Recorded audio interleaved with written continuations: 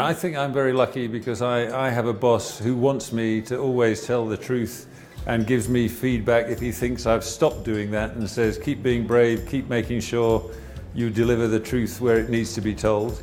And I particularly like this notion that, in my ex-Vodafone days, I started on the outside and they used to call me their insultant. Now that sticks with me because what they were talking about is I was fearless in telling the truth.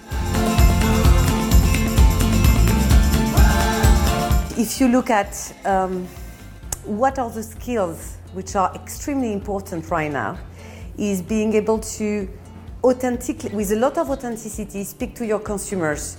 And this is very difficult for the brands because they've never been directly conversing with the consumers. In my previous agency for real community management on food, we had actually grandmother.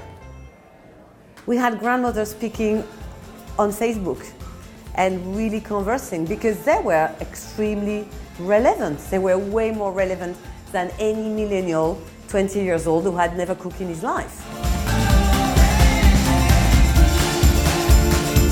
I think the whole concept of brand fail it's like a double-edged sword. I mean, obviously you don't want to mess up publicly and be ripped apart for a tone-deaf idea.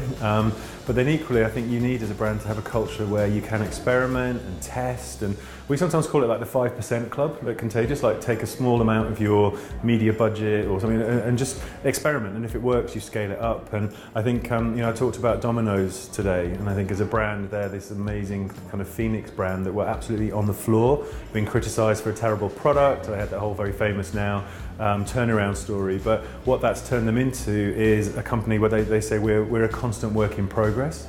It's a company that's all about innovation, everything they do, but it's done from a really clever point of view, which is customer centricity.